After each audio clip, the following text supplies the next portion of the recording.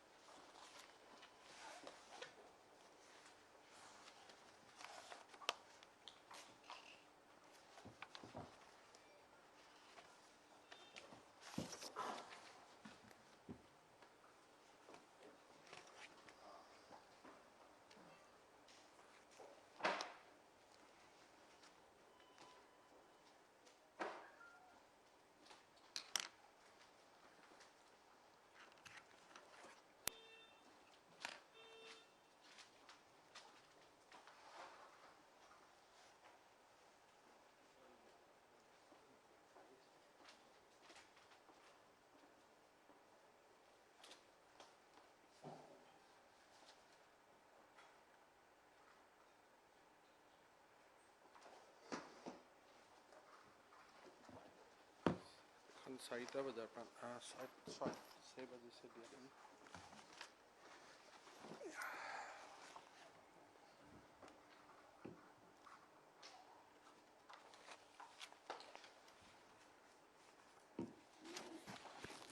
সংবাদ মাধ্যমৰ বন্ধু বান্ধৱীসকল আপোনালোকক মই আজিৰ এই সংবাদ মেললৈ আদৰণি জনাইছোঁ আপোনালোকৰ প্ৰশ্নোত্তৰৰ আৰম্ভণিতে মই কিছু বৰ্তমানৰ ৰাজ্যখনৰ শেহতীয়া কোভিডৰ পৰিৱেশৰ বিষয়ে অকণমান জনাব খুজিছোঁ আমাৰ ৰাজ্যখনত এই মুহূৰ্তলৈকে কনফাৰ্ম পজিটিভ কেছ 15,536 জনলৈ বৃদ্ধি পাইছে 15,536 ইয়াৰ ভিতৰত আমাৰ ৰিকভাৰী অৰ্থাৎ সুস্থ হৈ ঘৰলৈ উভতি যোৱা পেচেণ্টৰ সংখ্যা 9,848 হয়তো আজি নিশালৈকে ই 10,000ৰ সংখ্যা অতিক্ৰম কৰিব যদি আমি পাৰ্চেণ্টেজ অফ ৰিকভাৰী চাওঁ আমাৰ ৰিকভাৰী পাৰ্চেণ্টেজ আজিৰ দিনত 63.40% 63.39% against the national average of 62.78 অৰ্থাৎ ভাৰতবৰ্ষৰ গোটেই ৰাজ্যবিলাকত ৰিকভাৰী ৰেট 62.78 অসমো প্ৰায় সমানে বুলি ক'ব পাৰি আমি 63.39 ইতিমধ্যে কোভিড ৰোগত আক্ৰান্ত হৈ মৃত্যু হোৱা লোকৰ সংখ্যা 35লৈকে বৃদ্ধি পাইছে আৰু যদি আমি ডেথ ৰেট চাব যাওঁ তেতিয়া ডেথ ৰেট হৈছে 0.23 আৰু পিছলৈ মই কৈ যাম যে দেশৰ ভিতৰত আমাৰ পজিশনটো কেনেকৈ আছে কিন্তু ৰাষ্ট্ৰত অৰ্থাৎ দেশত ডেথ ৰেট হৈছে 2.69 আমাৰ দেশত এতিয়ালৈকে 22,123 জন লোক কোভিড আক্ৰান্ত হৈ মৃত্যু হৈছে তাৰে অসমৰ সংখ্যা হ'ল 35 out of 22,123 across the country our death number is 35 which is 0.23%.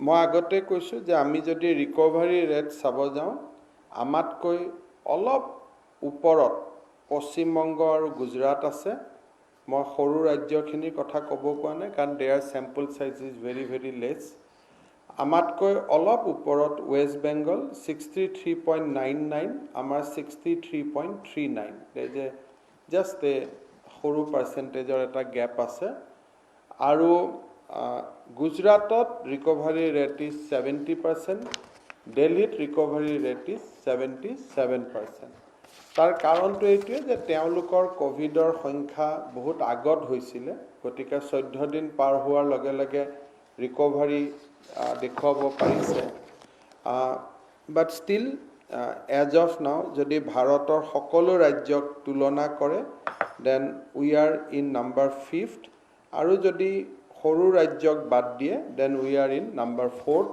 From the point of view of the recovery rate মই ডেথৰ পাৰ্চেণ্টেজৰ কথা আপোনালোকক অলপ আগতে উল্লেখ কৰিছিলোঁ যে কেৰেলাৰ আজিৰ ডেটত আমাতকৈ অলপ ওপৰত 0.39 their mortality rate. Assam mortality rate is lowest among the country at 0.23. Of course, তাৰ ভিতৰত মই মণিপুৰ, মিজোৰাম, নাগালেণ্ড, ছিকিম, ত্ৰিপুৰা মই ধৰা নাই because of the low sample size. So we are still at the lowest at 0.23. ৰাষ্ট্ৰৰ ভিতৰত আমি আটাইতকৈ তলত আছোঁ আমাৰ ওপৰত কেৰেলা আছে ঠিক তেনেকৈ বাঢ়ি বাঢ়ি গৈ থাকিব আৰু ইণ্ডিয়াৰ হ'ল 2.69 আমাৰ যদি আমি চাব যাওঁ যে ডেইলি আমাৰ অসমত আমি কি ধৰণে নিজক সাজু কৰিছোঁ মই আগতে কৈছোঁ যে 15,536টা আমাৰ পজিটিভ আছিলে আৰু এই মুহূৰ্তত আমাৰ এক্টিভ কেছ হৈছে 5,650 অৰ্থাৎ 5,650 জন ৰোগীৰ চিকিৎসা এই মুহূৰ্তত আমাৰ বিভিন্ন কোভিড কেয়াৰ চেণ্টাৰ বা হস্পিটালত চলি আছে ডেইলি ৱাইজ যদি আমি চাব যাওঁ আমাৰ আটাইতকৈ বেছি কেছ আমাক দেখুৱাইছিলে খুব সম্ভৱ আমাক আটাইতকৈ বেছি কেছ দেখুৱাইছিলে 4 জুলাই তাৰিখে 1202টা সেইদিনাখন প্ৰায় 1202টা একেলগে হৈছিলে তাৰ পিছত যোৱাকালি ৰাতি আমাৰ কেছৰ সংখ্যা আছিলে 936 সো যদি ইন এণ্ড এৰাউণ্ড আমি ক'ব যাওঁ যে ঠিক 700ৰ পৰা 900ৰ ভিতৰত আমি ডেইলি এটা ৰেঞ্জত চলি আছোঁ sometime it comes down to 700 650 next day it shorts up to 900 গতিকে ইন এণ্ড এভাৰেজ আমি পাৰ ডে লাষ্ট 10 দিনত 600 650 এই ধৰণৰ কেছ আমি পাৰ ডে আমি পাই আছোঁ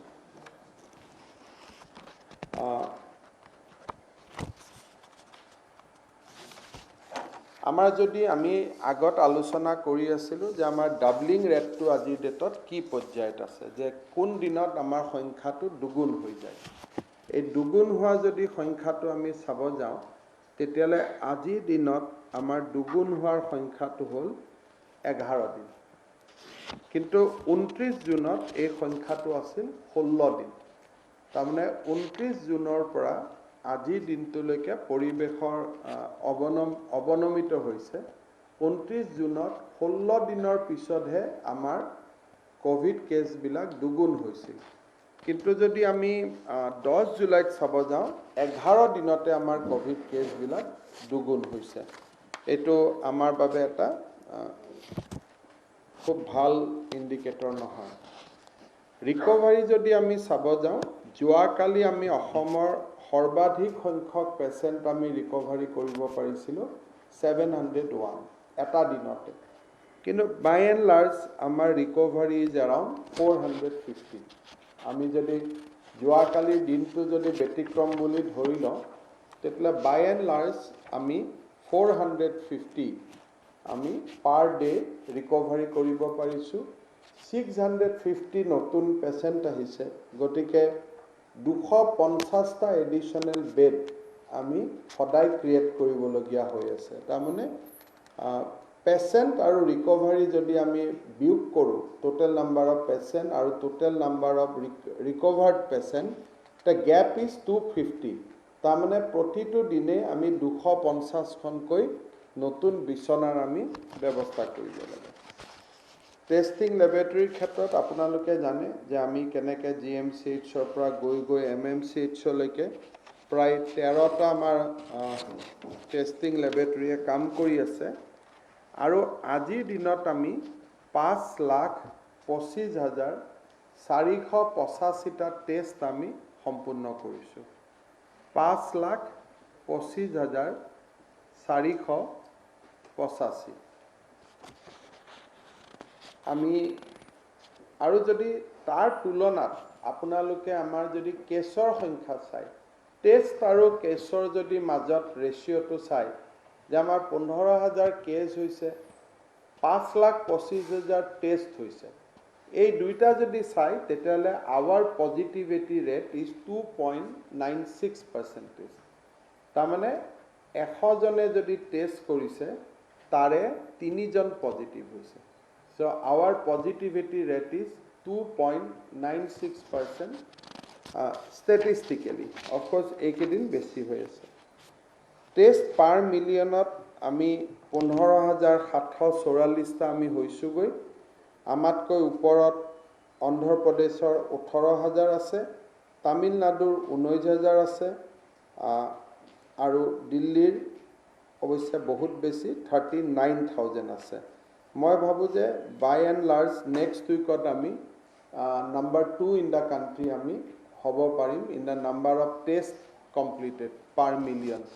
আজিৰ ডেটত আমাৰ পজিশ্যন 4 বা 5 নম্বৰত আছে।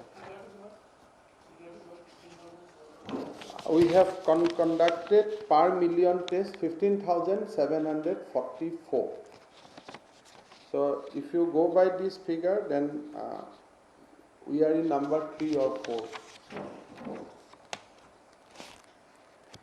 এটা মই অলপমান কামৰূপ মেট্ৰ'ৰ কথালৈকে আহোঁ। আপোনালোকে জানি ভাল পাব যে কামৰূপ মেট্ৰ'ত আমাৰ গুৱাহাটী চিটিত টোটেল পপুলেশ্যন 10 লাখ, লগভগ 10 লাখ 11 লাখ এনেকুৱা, আৰু ফ্লোটিং পপুলেশ্যন অলপ আছে। আজিৰ দিনটোত আমি প্ৰায় টেষ্ট 1 লাখ মানুহক আমি কাভাৰ কৰিছোঁ। তাৰমানে 1/10 of the city's population has been tested. It's a huge achievement যে 1/10 of the city, exact সংখ্যাটোৰ 1 লাখ বুলি কোৱা ভুল হ'ব, it is 96,686. But by and large, we have covered 10% of city's population. I think ভাৰতবৰ্ষৰ কোনো মহানগৰে, no city has achieved this kind of testing things, that 10% of its total population is have already been tested. It's a remarkable achievement for the for city as well as for Assam, that 1/10 of the population has been covered under test. আমি rapid antigen test কৰি আছিলোঁ, আপোনালোকে জানে। So far we have covered 6,257 rapid tests, and out of 257 rapid test আমি চোৱাৰ পিছত আমি positive patient পাইছোঁ 1,304টা, 1,304। তাৰমানে এণ্টিজেন টেষ্টত পজিটিভিটি ৰেট আহি আছে 21% এজ অফ নাও। আমি 30ও পাইছোঁ, এতিয়া 16, কিন্তু মই যিহেতু এভাৰেজ কৈছোঁ, the average is now 21%, which is down from 30%। যেতিয়া আমি লকডাউন আৰম্ভ কৰিছিলোঁ তেতিয়া গুৱাহাটীত পজিটিভিটি ৰেট আছিলে out of antigen test 30%. Now the positivity rate has come down to 21%. So high আৰু low দুইটা কৰি পেলাই এইটো এভাৰেজ হয়, কিন্তু আজিৰ দিনত positivity rate is 16% last 2 days. তাৰমানে we started with 30%, we came down to 16%, but in an average যেতিয়া আমি ওলাওঁ, আজি 21% টেষ্ট কৰিব অহা ব্যক্তিৰ 21% লোক পজিটিভ আজিৰ দিনতো হৈ আছে। তাৰ পৰা আপোনালোকে বুজি পাব পাৰে যে 100 জন মানুহে যদি জ্বৰ কাহৰ সন্দেহ কৰিছে, তাৰে 20 জনে পজিটিভ ওলাইছে। আগত 30 জন ওলাইছিলে, লকডাউন দিয়াৰ পিছত ই 20 জনলৈকে হ্ৰাস পাইছে, আৰু যোৱা কালি পৰহি 16লৈকে হ্ৰাস পাইছে, 16%লৈকে। But disease is still there in the city. COVID is very active in Guwahati city, সম্পূৰ্ণ সক্ৰিয় হৈ আছে, যদিও positivity rate has come down from 30% to 21%. আপোনালোকে আগতে জানে যে এণ্টিজেন টেষ্টত নিগেটিভ হোৱাবিলাক কনফাৰ্ম নিগেটিভ নহয়, পজিটিভ আৰু কনফাৰ্ম। পজিটিভবিলাক সঁচা পজিটিভ, নিগেটিভবিলাক আমি আৰু এবাৰ টেষ্ট কৰিব লাগে। ৰিপিট টেষ্টত আমি পজিটিভ পাইছোঁ 2.15%। তাৰমানে এণ্টিজেন টেষ্টত যদি 100টা আমি এণ্টিজেন টেষ্ট কৰিছোঁ, 21জন পজিটিভ পাইছোঁ, বাকী 79 জনৰ আমি আকৌ RT-PCR টেষ্ট কৰিছোঁ, তাৰ পৰা আকৌ আমি 2জনৰ পজিটিভ পাইছোঁ। তাৰমানে in total positive is 23%. If you combine both RT-PCR and antigen test together. But এটা ভাল হৈছে, it is a positive news, যে antigen test has become more or less reliable. কাৰণ out of antigen test, যাক আমি RT-PCR চাইছোঁ, তেনেকুৱা মানুহ পজিটিভ হৈছে only 2.16%. That is a very good indication. তাৰমানে people of Guwahati can rely largely on the antigen test. যে যেটো আমি লগে লগে টেষ্ট কৰিছোঁ, ৰিজাল্ট কৰিছোঁ, সেইটোৰ ওপৰত আমি এতিয়া এটা ৰিলাই কৰিব পৰা অৱস্থাত আমি আহিছোঁ। কাৰণ মাত্ৰ 2% হে ফলছ নিগেটিভ দেখুৱাইছে, আৰু আমি টেষ্ট কৰোঁতে 2% হে আমি ধৰিব পাৰিছোঁ। আজিৰ দিনত আপোনালোকে জানে যে আমি দুটা নিয়মত ৰাইজক চিকিৎসা কৰি আছোঁ।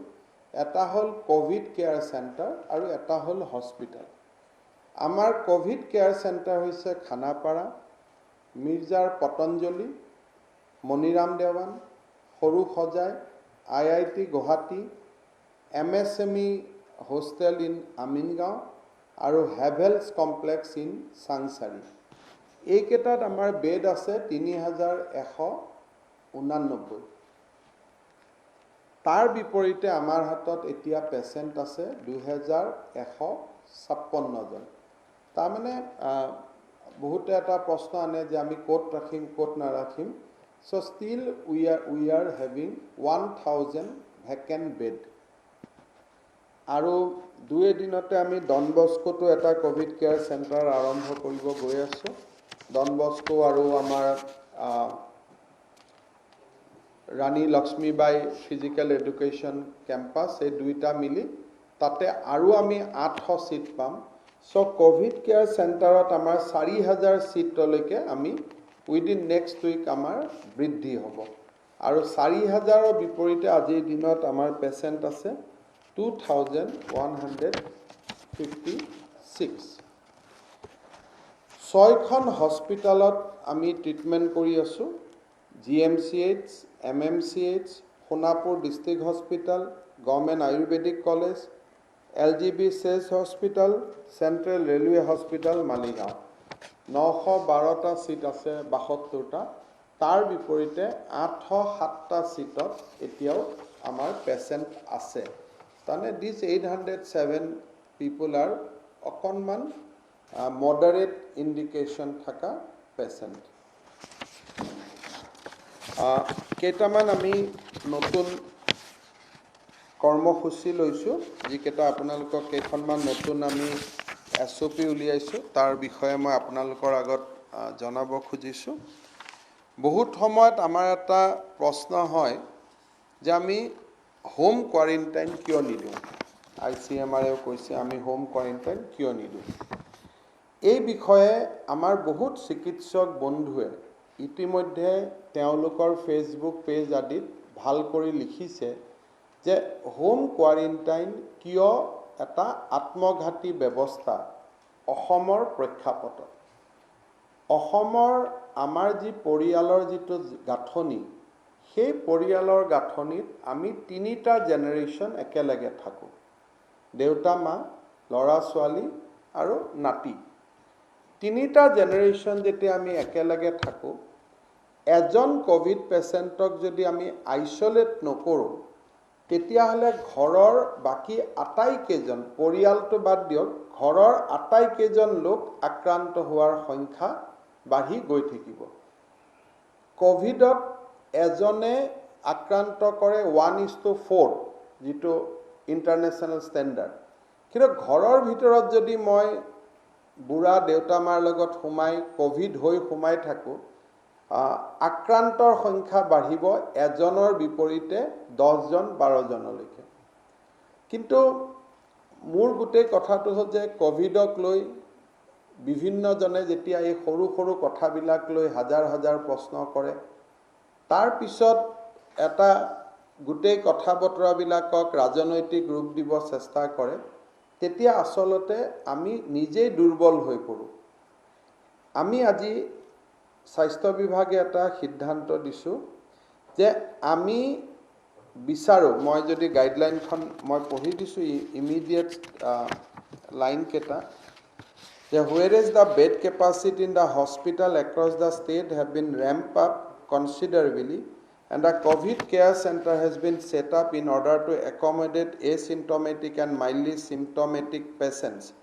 Whereas COVID-19 situation has necessitated deployment of large number of doctor, nurse, paramedical staff, as well as deployment of huge number of ambulances to transfer around 700 patients to COVID hospital and COVID care center on a daily basis.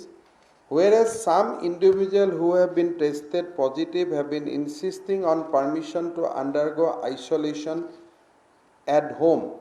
Whereas the policy of Health and Family Welfare Department is that all COVID patients will be kept under close medical observation in COVID hospital or COVID care center so that timely treatment can be provided as required, and home isolation of COVID-19 patient is not preferred by the department. তাৰমানে আমি নিবিচাৰোঁ home আইচোলেশ্যন। তাৰপিছত আমি লিখিছোঁ যে home isolation of COVID-19 patient carries risk of transmitting infection to the other resident of home and the neighborhood. Flat এটাত যেতিয়া আমি থাকোঁ, লিফ্টখন যেতিয়া আমি কমনলি ব্যৱহাৰ কৰোঁ, তেতিয়াহ'লে একেটা চুইচে টিপিম, তেতিয়াহ'লে সকলোৰে গাত সংক্ৰমিত হোৱাৰ সম্ভাৱনা থাকে। তথাপিতো আমি এইখন এখন গাইডলাইন দিছোঁ যে আমি কেইটামান পৰ্যায়ত হোম আইচোলেশ্যন আমি এলাউ কৰিছোঁ। এটা হ'ল যে ওচৰ চুবুৰীয়াৰ আপত্তি থাকিব নালাগিব। নাম্বাৰ 1, যে no neighborhood should oppose because neighborhood is a important stakeholders, কাৰণ তেওঁলোকৰ ল'ৰা ছোৱালীৰ গাত বেমাৰ হ'লে আমাকে দায়ী দিব।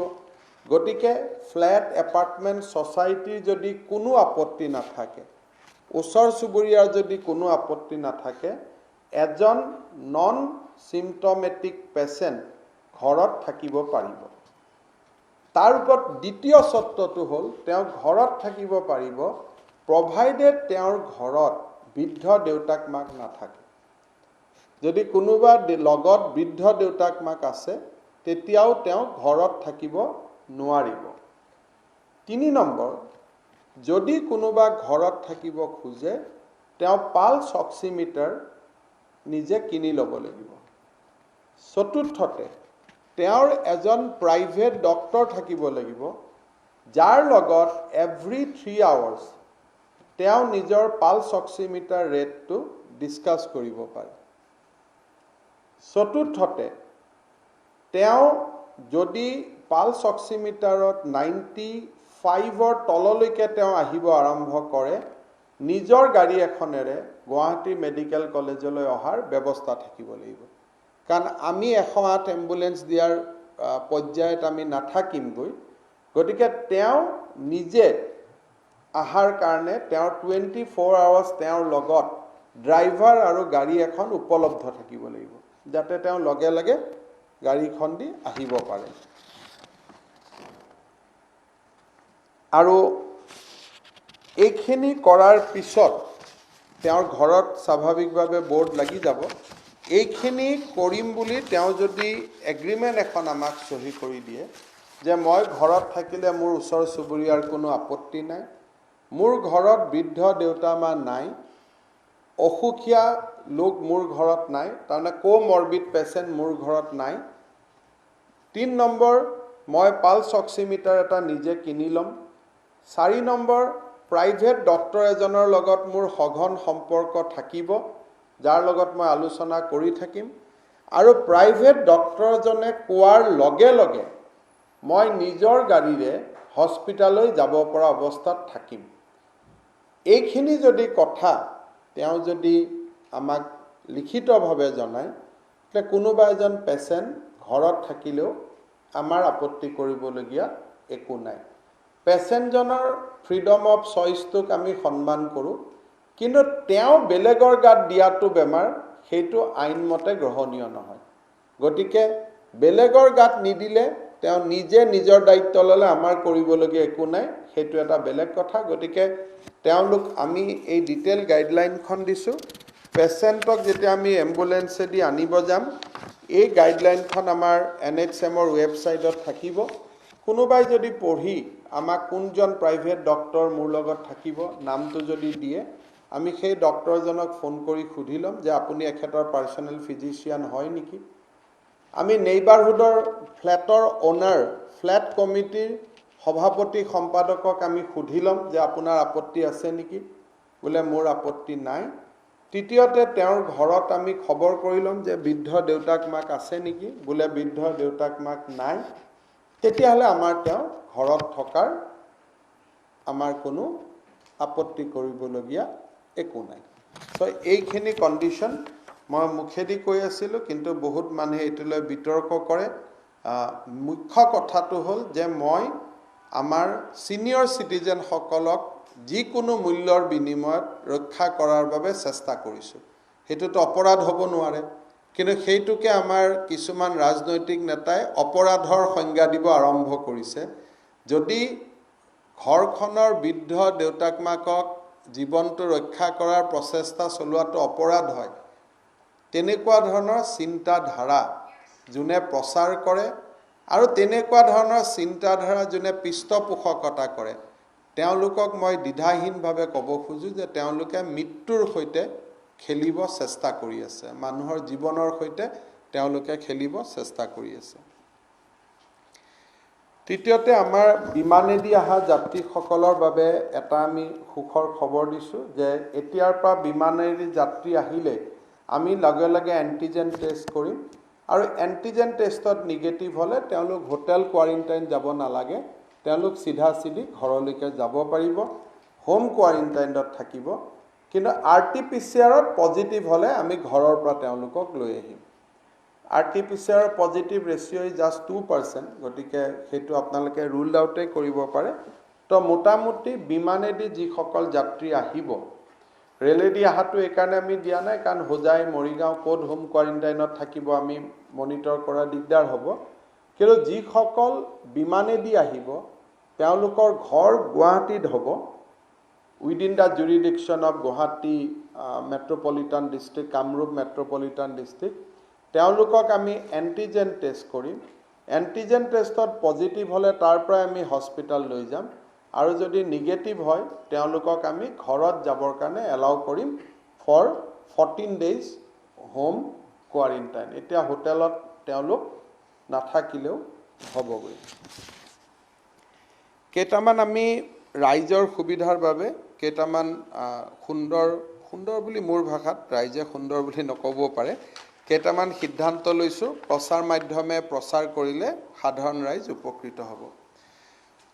প্ৰথম কথা যে বহুতবিলাক পেচেণ্ট আছে প্ৰাইভেট নাৰ্ছিং হোমত গ'লে তেওঁলোকক চিকিৎসা নকৰে যে আপোনালোকে ক'ভিড টেষ্টৰ ৰিজাল্ট লৈ আহক। তাৰ ফলত গুৱাহাটীত মৰ্বিডিটি আৰু মৰ্টেলিটি খুব বেছিকৈ বৃদ্ধি পাইছে। মই আশা কৰিছিলোঁ যে প্ৰাইভেট নাৰ্ছিং হোমে নিজৰ টেষ্টৰ ব্যৱস্থা কৰি ল'ব। It is now 4 months, we have entered in the 4th month, কিন্তু এক্সেপ্ট 2-এখন নাৰ্ছিং হোমৰ বাদে কোনেও এনেকুৱা ব্যৱস্থা কৰা নাই। আৰু বহুত মানুহ হাৰ্ট এটেক লৈছে, হাৰ্টৰ অপাৰেশ্যন হোৱা নাই, বোলে আপুনি ক'ভিড নিগেটিভ লৈ আহক। তো মেনি পিপুল আৰ ছাফাৰিং, বহুত মানুহ ছাফাৰ কৰি আছে। এতিয়াৰ পৰা আমি আৰম্ভ কৰিছোঁ যে দিনৰ 12 বজাৰ আগতে ইমিডিয়েট যাক হস্পিটেলাইজেশ্যন লাগে, ডিফাৰেঞ্চটো চাই ল'ব। Timing must B before 12 o'clock, and those who need immediate hospitalization for treatment of other diseases. যিকোনো ডিজিজ হ'ব পাৰে, প্ৰাইভেট নাৰ্ছিং হোমতে ট্ৰিটমেণ্ট কৰক, মেডিকেলতে কৰক, ডেট ডাজেণ্ট মেটাৰ, কিন্তু যাক ইমিডিয়েট ট্ৰিটমেণ্ট লাগে তেওঁলোকে যদি 12 বজাৰ আগতে গুৱাহাটী মেডিকেল কলেজৰ ফিভাৰ ক্লিনিকত আহে, আমি নেক্সট দিনাখন 3টা বজাৰ ভিতৰত অৰ্থাৎ উইদিন 24 আৱাৰ্ছ আমি তেওঁলোকৰ ৰিজাল্ট COVID-19 আমাৰ যিটো ৱেবছাইট আছে তাতে আমি আপলোড কৰি দিম। So we'll take just maybe less than 24 hours. কিন্তু 12 বজাৰ আগত আহিব লাগিব, ইমিডিয়েট হস্পিটেলাইজেশ্যন কেছ হ'ব লাগিব, যে মোৰ কেঞ্চাৰ হৈছে, মোক কিডনি ডায়ালিচিছ লাগে, হস্পিটেলে কিডনি ডায়ালিচিছ কৰা নাই, কেঞ্চাৰ হস্পিটেলত মোক কেমো দিয়া নাই, ৰেডিঅ'থেৰাপি দিয়া নাই, কোভিড হয় নহয় চেক কৰিব খুজিছে, তেনেকুৱা পেচেণ্টসকল যদি গুৱাহাটী মেডিকেল কলেজলৈকে আহে 12 বজাৰ আগতে, আমি তাতেই চেম্পল লৈ ৰাতিৰ ভিতৰতে আমি প্ৰচেছ কৰি নেক্সট দিনাখন আমি তেখেতসকলক ৰিজাল্ট দিবৰ কাৰণে আমি চেষ্টা কৰিম। চ' দিছ ইজ ওৱান থিং মই ভাবোঁ যে প্ৰচাৰ মাধ্যমত খুব বেছিকৈ প্ৰচাৰ হ'লে মানুহে এইটোৰ সুবিধা ল'ব পাৰিব।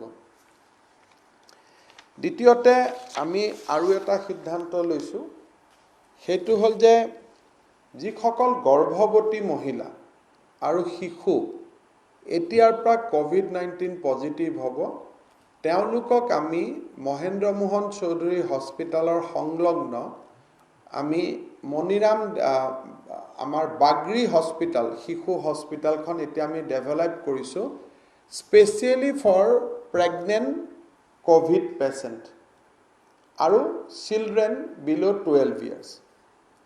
এওঁলোকক এতিয়া আমি তাতে ৰাখিম, 3 দিন লাগিব কামটো আৰম্ভ হওঁতে।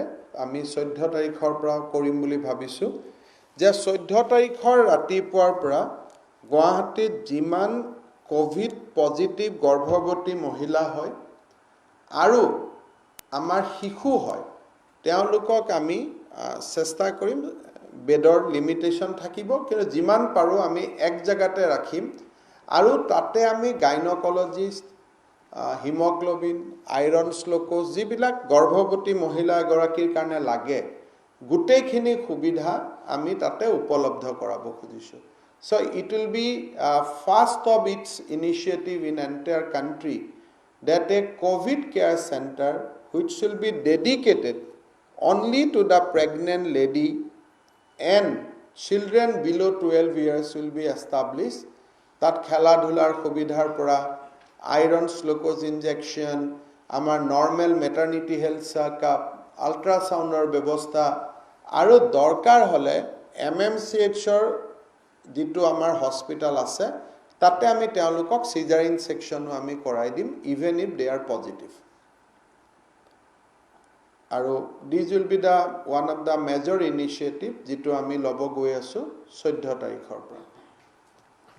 14 তাৰিখৰ পৰা আমি আৰু এটা ইনিচিয়েটিভ ল'ব খুজিছোঁ, যে যিমানখিনি বয়োজ্যেষ্ঠ কোভিড পেচেণ্ট ধৰাত পৰিব এবভ দ্য এজ অফ 65, আমি তেওঁলোকক খানাপাৰাত আমি ৰাখিম, বেলেগ সব জেগাত আমি তেওঁলোকক নপঠাওঁ, আৰু সেই খানাপাৰা জেগাটোত ডায়েবেটিছৰ টেষ্টৰ ব্যৱস্থাৰ পৰা, আদাৰ ব্লাড টেষ্টৰ ব্যৱস্থাৰ পৰা, মানে এজন জেৰিয়েট্ৰিক, আমি যাক জেৰিয়েট্ৰিক কেয়াৰ বুলি যাক কওঁ, আৰু প্ৰতি 5জন পেচেণ্টৰ বিপৰীতে এগৰাকী নাৰ্ছ দিয়ালৈকে আমি we are going to convert it to a completely a geriatric COVID ward, যে য'ত নেকি 65 বছৰৰ ওপৰৰ মানুহখিনিক আমি ৰাখিম, 5জন পেচেণ্টৰ বিপৰীতে বা 6জন পেচেণ্টৰ বিপৰীতে there will be 1 nurse, regular sugar টেষ্টৰ পৰা, BP টেষ্টৰ পৰা, যিবিলাক কোভিড পেচেণ্টৰ ক্ষেত্ৰত কৰা নাযায়,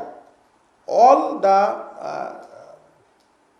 kind of care which they are looking for, বা ঘৰত যিবিলাক পায় গোটেইখিনি তাতে উপলব্ধ হ'ব। ৰাউণ্ড দ্য ক্লক মেডিচিনৰ ডক্টৰ থাকিব, তাতে নাৰ্ছ থাকিব, ডক্টৰ থাকিব, there will be completely a separate arrangement we are going to make only for the geriatric patient. যাতে তেওঁলোকৰ খোৱা বোৱা আমি যেটো নৰ্মেল আমি মানুহক খোৱা বোৱা দিওঁ তাতকৈ অলপ আমি কাস্টমাইজ কৰিম যাতে বয়োজ্যেষ্ঠ মানুহে খাব পাৰে কৰবাত এটা ফ্ৰুট দিয়া গল কৰবাত এগিলাস গাখীৰ দিয়া হল so all these we are going to take care in the geriatric ward. So a geriatric COVID positive care center and a COVID care center for pregnant ladies and children.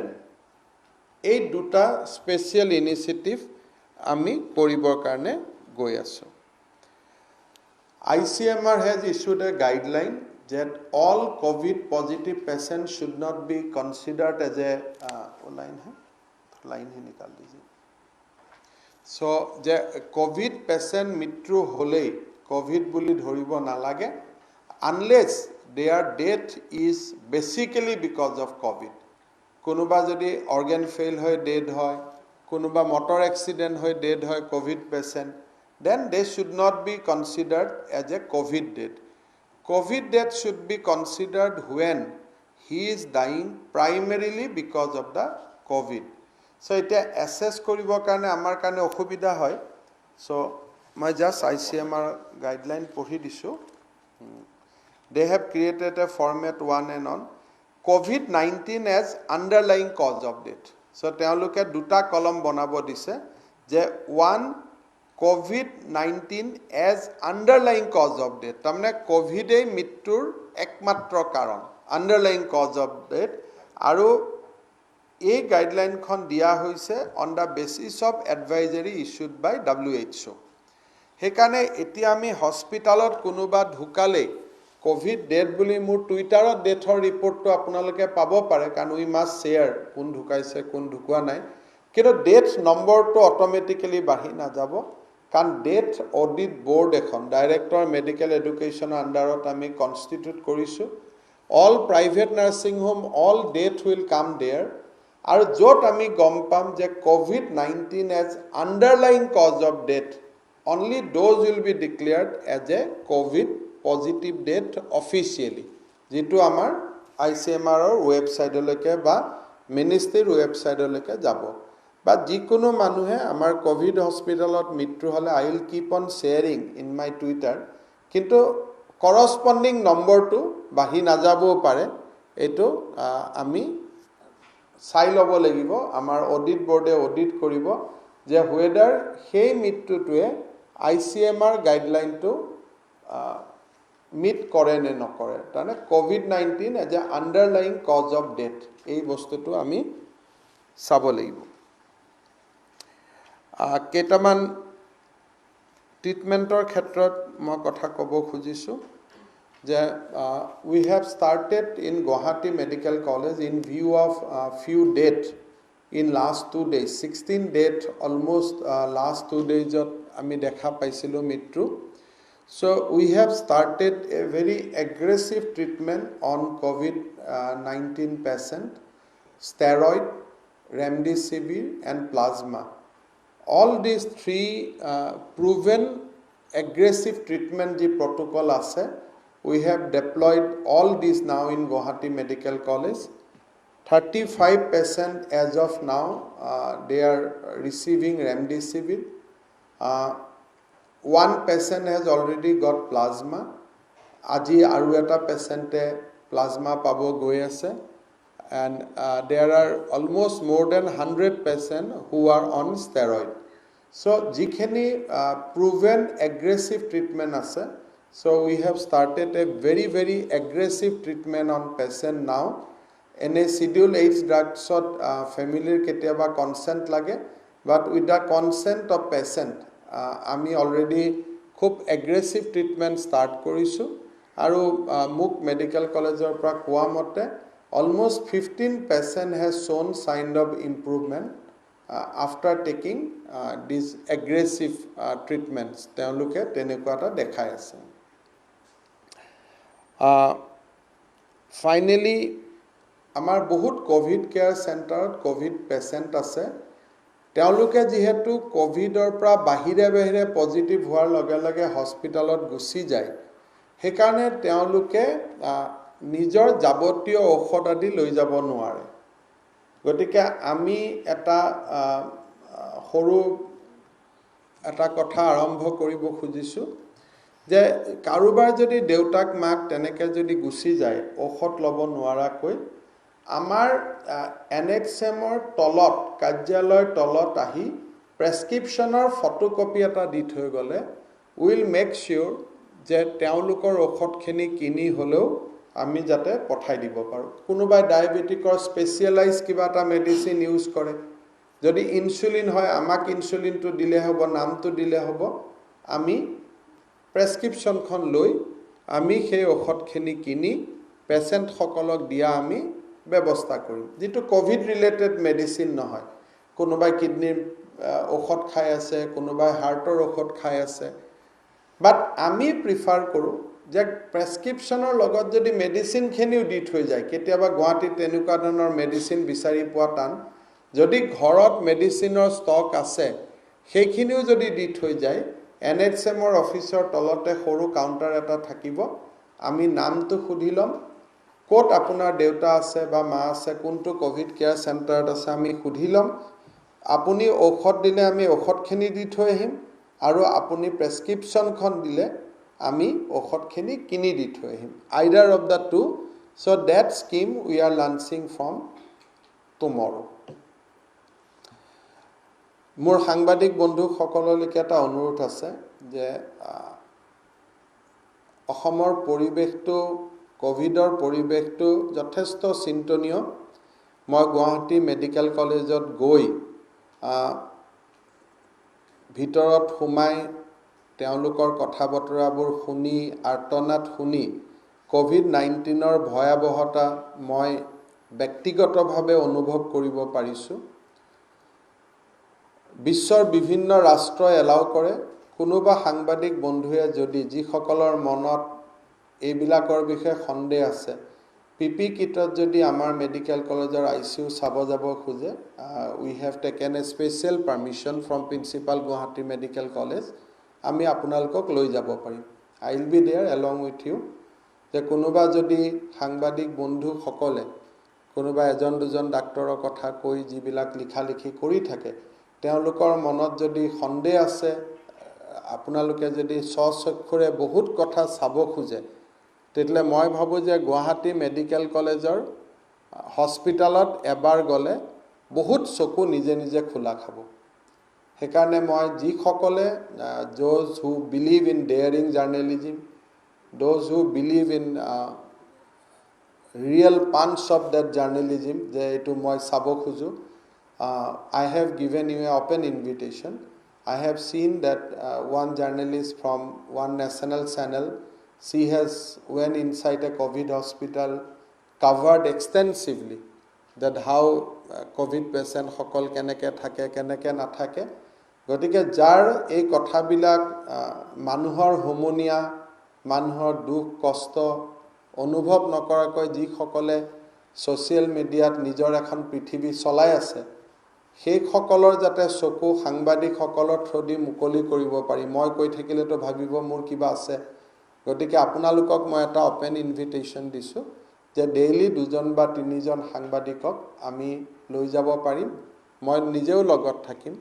আপোনালোকে নিজেই গোটেই কথাখিনি ICUত দেখা পাব যে কি ধৰণে জীৱন মৰণৰ বাবে মানুহে সংগ্ৰাম কৰিছে, আৰু বিশেষকৈ আমাৰ ডাক্তৰ নাৰ্ছসকলে দিনে ৰাতিয়ে কিমান কষ্ট কৰিছে, যিটো নেদেখাকৈ মানৱ সেৱাৰ উৎকৃষ্টতম উদাহৰণ, যাক আমি নায়ক বুলি সজাই থাকোঁ, কিন্তু কোনসকল নায়ক আচলতে ভিতৰত আছে তাক চোৱাটো, স্বচক্ষুৰে চোৱাটো অত্যন্ত প্ৰয়োজনীয়। যিসকলে বিচাৰে তেওঁলোকলৈকে মই মুকলিকৈ কৈছোঁ যে আপোনালোকে PP কিটত আহক। PP কিট নিপিন্ধাকৈ মই শব্দটো নকওঁ, কাৰণ ডেট উইল বি ভেৰি ৰিক্সি, আৰু মই লগত থাকিম। আমি নিজে চালে আমি দেখা পাম যে আচলতে গুৱাহাটী মহানগৰীৰ পৰিৱেশ কিমান অৱনতি হৈ আছে। আপোনালোকে মোক প্ৰশ্ন সুধিব যে লকডাউন কি হ'ব। অহাকালি যোৱাকালি নাগৰিক সমিতিসমূহৰ লগত আমাৰ স্বাস্থ্য বিভাগৰ আৰু কামৰূপ জিলাৰ উপায়ুক্তৰ এটা মত বিনিময় হৈছিল। নাগৰিক সমিতিসকলে 2 সপ্তাহৰ কাৰণে গুৱাহাটীত লকডাউন কৰাৰ বাবে আৰু 2 সপ্তাহৰ বাবে পোষকতা কৰিছে। কিন্তু স্বাস্থ্য বিভাগৰ ফালৰ পৰা আমি অসমৰ মুখ্য সচিব ডাঙৰীয়াক জনাইছোঁ যে another 1 week lockdown will be enough. আমাক 2 সপ্তাহ নালাগে। তাৰ পিছত আমি ৰেষ্ট্ৰিক্টিভলি যেনেকৈ 7টাৰ পৰা 4টালৈকে on the week 4th আমি খুলি দিব পাৰিম, কাৰণ পজিটিভিটি ৰেট হেজ অলৰেডি কাম ডাউন টু 21% আৰু যোৱাকালি পৰহি 16% দেখুৱাই আছে। গতিকে আৰু এসপ্তাহ যদি আমি পাওঁ তেতিয়াহ'লে positivity rate will come down to 6 to 7%।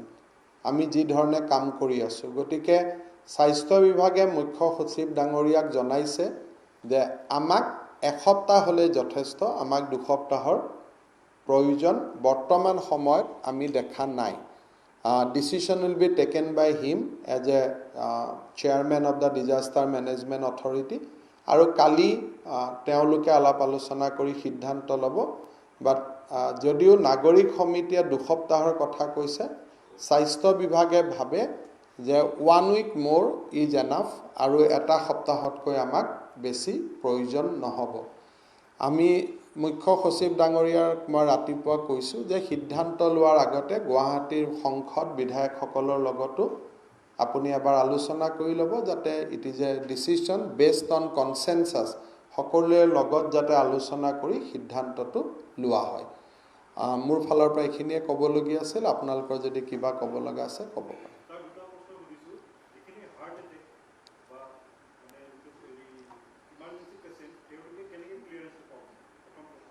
Clearance মানে 24 ঘণ্টা লাগিব। ৰাতিপুৱা 12 বজাৰ আগতে গুৱাহাটী মেডিকেল কলেজত আহিলে আমি টেষ্ট কৰি নেক্সট দিনা 12 বজাৰ ভিতৰত ৰিজাল্ট দিম। হাৰ্ট এটেক হ'লেতো ডক্টৰে PPE কিট পিন্ধি ট্ৰিটমেণ্ট কৰিব লাগে। তেওঁলোকতো কোনো এইটোতো মেডিকেল কাউন্সিলে ক'তো লিখা নাই যে আপুনি পেচেণ্টক ইমাৰ্জেঞ্চি কেছত ট্ৰিটমেণ্ট নকৰিব। আমাৰ গুৱাহাটী মেডিকেল কলেজত লগে লগে ডক্টৰে PPE কিট পিন্ধে আৰু লগে লগে ট্ৰিটমেণ্ট কৰে। ইভেন চিজাৰিন কৰি আছে। আমি তেওঁলোকক টেষ্ট নকৰোঁ। ইমাৰ্জেঞ্চি তাতে আৰু কোনো টেষ্টৰ কথা নাহে। আমি হোম কোৱাৰেণ্টাইনত মই চাই দিব লাগিব কিমান মানুহ আছে এইটো। আমি দিছোঁ এচিম্পটমিক পেচেণ্টক হোম কোৱাৰেণ্টাইনত। এতিয়ালৈকে মেডিকেল কলেজৰ 2-3জন ডক্টৰে হোম কোৱাৰেণ্টাইনত আছে। মই ডেটাটো চোৱা নাই। 2-3জন আমি ডক্টৰক যোৱা কালি পৰহিৰ পৰা এলাউ কৰি আছোঁ, if they are medical professional দেমছেল্ফ।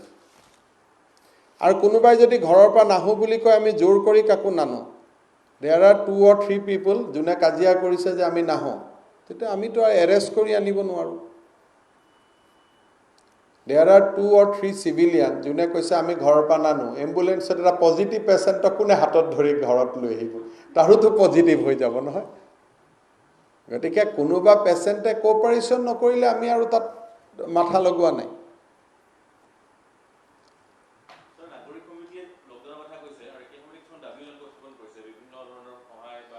কৰিব চৰকাৰে ডেফিনেটলি তেওঁলোকৰ দুখীয়া মানুহৰ খোৱা বোৱাৰ কথা কৈছে, মূল্য বৃদ্ধি যাতে নহয় তাৰ প্ৰতি লক্ষ্য ৰাখিব কৈছে। ডেফিনেটলি তেওঁলোকে যিমানখিনি কথা কৈছে গোটেইখিনি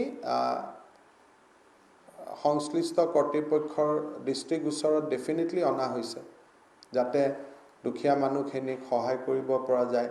আৰু লকডাউনৰ পিছতো যিখিনি দুখীয়া মানুহ এই গোটেই ঘটনাক্ৰমত ক্ষতিগ্ৰস্ত হ'ব, তেওঁলোকৰ কাৰণে অসম চৰকাৰে ভাল কৰি সহায় কৰাৰ ব্যৱস্থা কৰিব। Let the pandemic be over আৰু আমি ভাল কৰি সকলোকে সহায় কৰিম।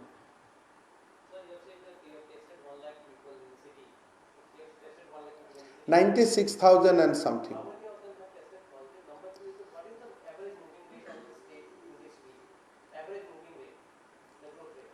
Average growth rate, as I have told you, that in Guwahati city now average growth rate is 21%. out of the people tested. So positivity rate বুলি যিটো নতুনকৈ কথা আমি কৈ আছো, that is 21% as of now in Guwahati city.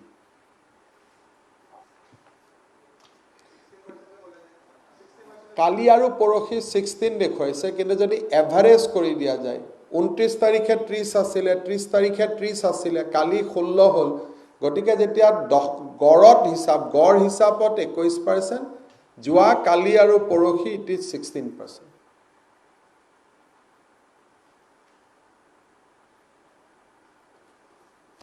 হ'ব, কিবা যদি থাকিলে সুধিব পাৰে, কিবা আছে নেকি? আৰু নাই না সুধিব?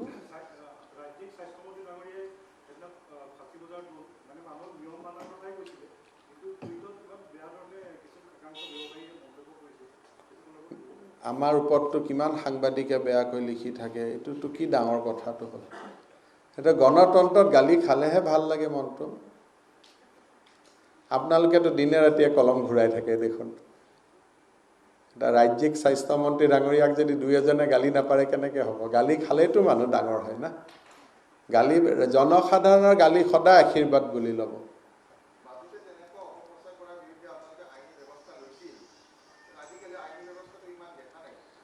চব কাজিয়া পেচাল কৰি লাভ নাই। অসমত জানা পূজা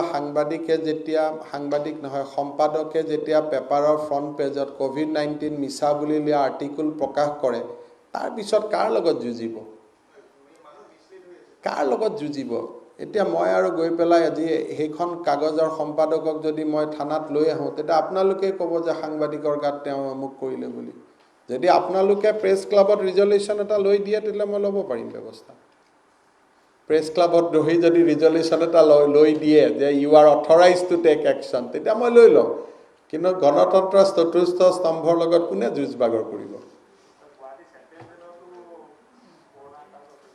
কৰোণা আক্ৰান্ত বহুত হৈছে চেণ্ট্ৰেল জেলত। আজিও 30জন ব্যক্তিক, কেতনা 33, আজিও 33 ব্যক্তিক আমি এতিয়া লৈ আহিছোঁ যোৱাকালি ৰাতিলৈকে।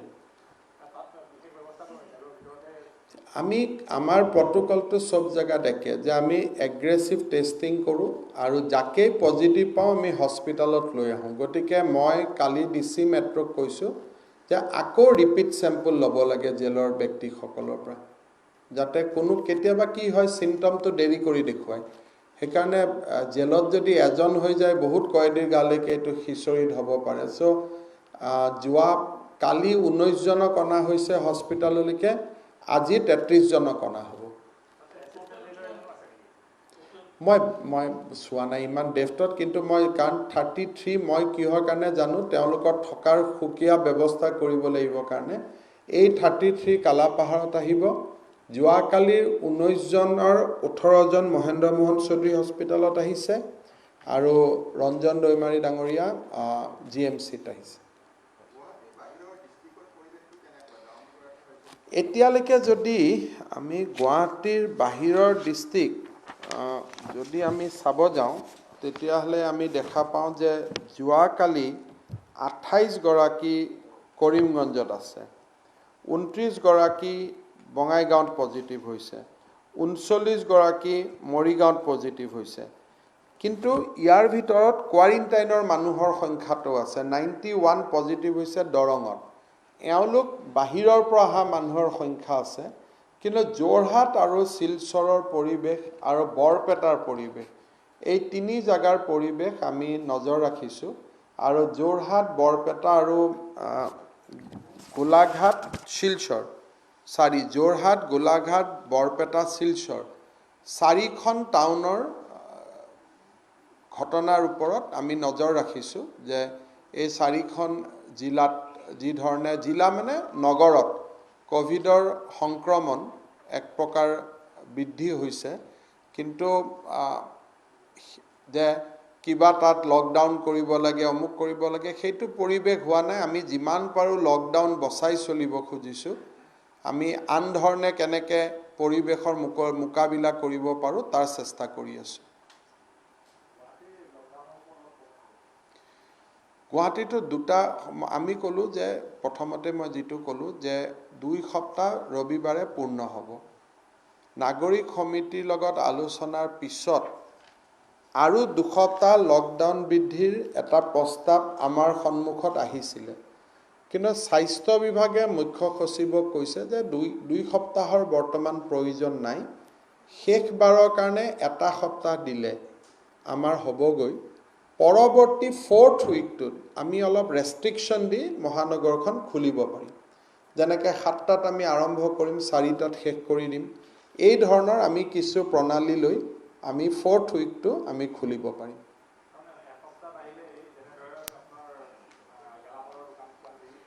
বাকিবিলাক কালি মুখ্য সচিবৰ নটিফিকেশ্যন ওলাব গেলামাল দোকান ষ্টেচনাৰী দোকান শাক পাচলি এই গোটেইখিনি ক্ষেত্ৰত তেখেতে সকলোৰে মতামত লৈ ভাল কৰি কালি নটিফিকেশ্যনখন ওলাই দিব আৰু 1 সপ্তাহ দিব নে 2 সপ্তাহ দিব সেইটো সিদ্ধান্ত তেওঁৱে ল'ব লাগিব কিন্তু আমি কৈছো 1 সপ্তাহ দিলে হ'ব